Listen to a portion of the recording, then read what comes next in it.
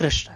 एक निर्धन व्यक्ति एक महात्मा के पास आया, कहा महाराज मेरी बेटी की शादी है, मेरी सहायता करो, मुझे कुछ धन की जरूरत है, अन्न की जरूरत है और कुछ वस्त्र कपड़ों की जरूरत है। तो महात्मा ने क्या किया, महात्मा के बगल में 10-12 अनार पड़े थे और महात्मा ने उस व्यक्ति को 10-12 जो अनार थे वो दे दी।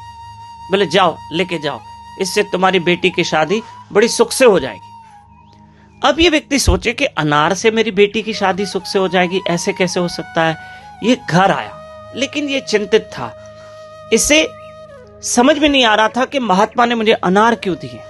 उसने पत्नी को बताया, तो पत्नी ने कहा इसमें भी कोई रहस्य राज होगा, अब महात्मा ने अनार दिए तो कुछ तो कृपा होगी। उन्हीं दिनों में वहां का जो राजा था, उस राजा की बेटी की तबीयत बहुत खराब थी, जिसका ब्लड लेवल कम हो गया था। राजा की बेटी के शरीर का खून कम हो गया था, जो बहुत कमजोर हो गई थी, और वैद्य ने कहा था राजा को जल्द से जल्द इनको अनार का जूस पिलाया जाए, अनार का रस पिलाया जाए, तब जाके आपकी बेटी ठीक हो पाएगी।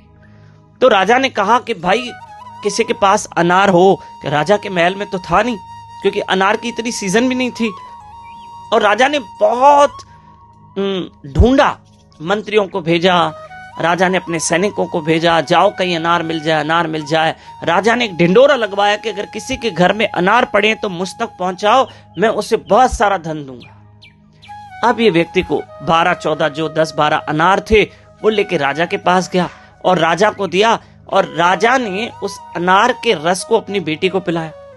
जो वो निर्धन व्यक्ति अनार लेके गया, अनार राजा को दिए, राजा ने उसका रस निकाल के बेटी को पिलाया, बेटी भी ठीक हो गई, और राजा ने बहुत सारा धन उस व्यक्ति को दिया और उसकी बेटी की शादी सुख से हो गई। तो प्रिय बंधुओं, संतों की आशीर्वाद है, संतों की आशीर्वाद बड़ा काम करती है। हरे कृष्ण।